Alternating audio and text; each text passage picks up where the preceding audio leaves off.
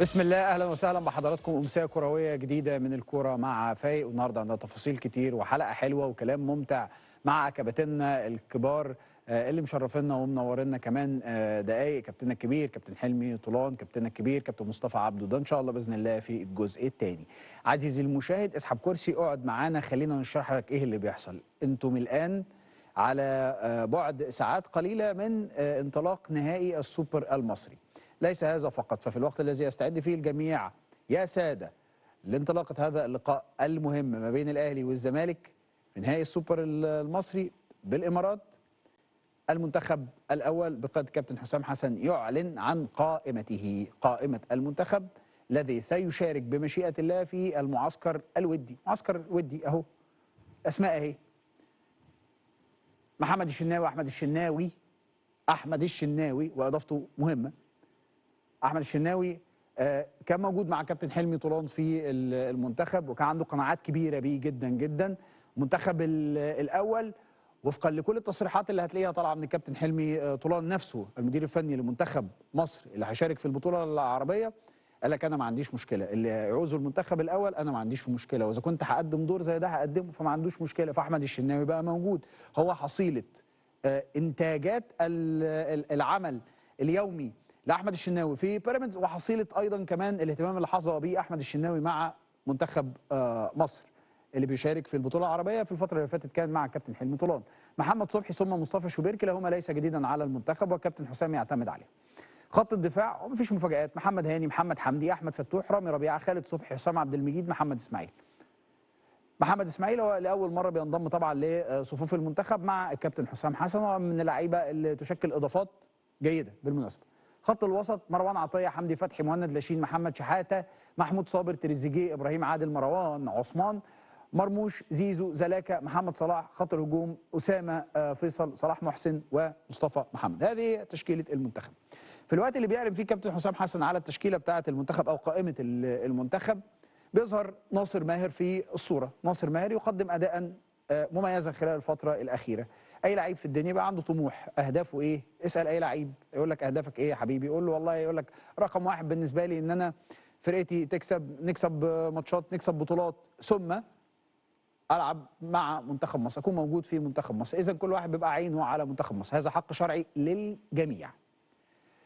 ناصر لما تم الاعلان عن القائمه، الامر كان بالنسبه له صادم، فنزل على انستجرام بيقول فيها ما معناه، وانا اجيبها لك برضو على الشاشه، انه هو زعلان. قال انا اسف اني بنزل الكلام ده لانه مش طبيعي خالص، بس بصراحه الوضع محبط بالنسبه لي بسبب قائمه المنتخب. بكل صدق انا شايف ان استحق اكون متواجد على الاقل ضمن المنتخب، خصوصا ان الموضوع واضح انه مش فني خالص، لان كل النقاد والمحللين والصحفيين والجماهير حتى الناس العاديه بيتكلموا كويس جدا عن ادائي الفتره الاخيره. بصراحه اللي حصل ظلم كبير جدا جدا، وده ملوش علاقه بالكوره. المجهود اللي بذلته كله يروح كده على الفاضي، احلامي تضيع بكل سهوله كانها حاجه عاديه، رغم اني عملت كل المفروض اعمله. بجد حرام اللي بيحصل ده، يحبط اي جبل.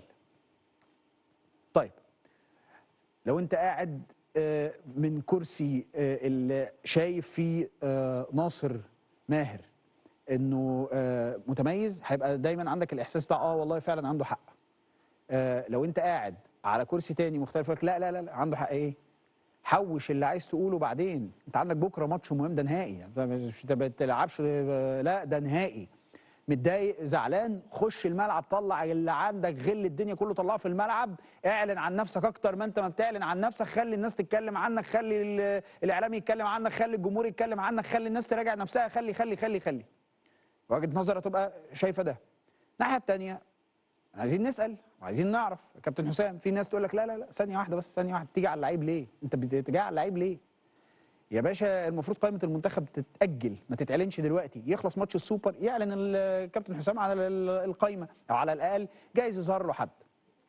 طيب، لما رحنا سالنا السلام عليكم يا جماعه اللي في المنتخب، اشرحوا لنا ليه اعلنتوا عن القائمه في التوقيت ده تحديدا؟ قال لك والله احنا المعسكر بتاعنا بيبتدي يوم 10 في الامارات، انا ما ينفعش اعلن بعد الماتش يخلص 7:30، الله اعلم لو امتد ركلات ترجيح من نقطه الجزاء يخلص لنا الساعه 8 9 بعد التتويجات، انا المفروض ان انا اعلن بعد الماتش ازاي؟ وانا عايز اللعيبه تنضم لي يوم 10، ففي ناس هتخلص جوازات سفرها، وفي ناس هتعمل، وفي كذا وكذا وكذا وكذا، فانا من حقي ان انا اعلن يوم بس بدري على الاقل، وانا عارف اختياراتي ايه. اختياراتي اصلا مش هتتغير بتغير المباراه او باللي هيقدمه اي واحد من الاثنين، لان انا كده كده عارف انا عايز ايه. فانا اخترت اللي يناسبني وخلاص، والموضوع خلصان. ده من ناحيه المنتخب. فلما سالنا طيب ناصر ماهر ليه يا جماعه ما لم يتم انضمام ناصر ماهر لك، ايه المفاجاه؟ انا بقول لك معلومه، انا بقول لك اللي بقوله لك ده معلومه. ايه المفاجاه يا جماعه اللي انتوا جايبينها لنا بتقولوا لنا انه ناصر ماهر مش معانا في المنتخب؟ وهو امتى ناصر ماهر تم انضمامه قبل كده للمنتخب؟ هو ما كانش لعيب موجود معايا واساسي وانا استبعدته من المنتخب. ده الراجل ما كانش موجود معايا. طيب ما الذي يمنع لو انه في لعيب كويس ظهر؟ قال لك لا، لعيب كويس تمام زي الفل على راسنا من فوق، لا يناسب احتياجاتنا وهيجي على مين؟ احنا عندنا ناس موجوده في الاماكن ديت مأديه اللي عليها وبزياده، بتقوم بالوظائف وبزياده، فهو ملوش مكان جوه المنتخب في الوقت الراهن. ده الكلام اللي طالع من المنتخب. انا كده حكيت لك القصه كلها، انا قعدتك على الكرسي قلت لك صباح الخير تعالى اشرح لك بقى الدنيا ماشيه ازاي ومين بيبص ازاي وبتاع.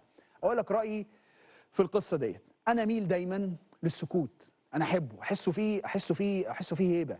يعني انت دلوقتي، انا بتكلم كلامي هنا واضح على ناصر ماهر بلا اي تحامل، بلا اي تحامل. ناصر عارف انا بحبه قد ايه، وكلامي ده اقوله مخلصا ومن منطلق الحب. يعني عندك بكره فرقتك هتلعب نهائي مهم جدا جدا، مهم بالنسبه لك، مهم جدا بالنسبه لفرقتك وجمهورك.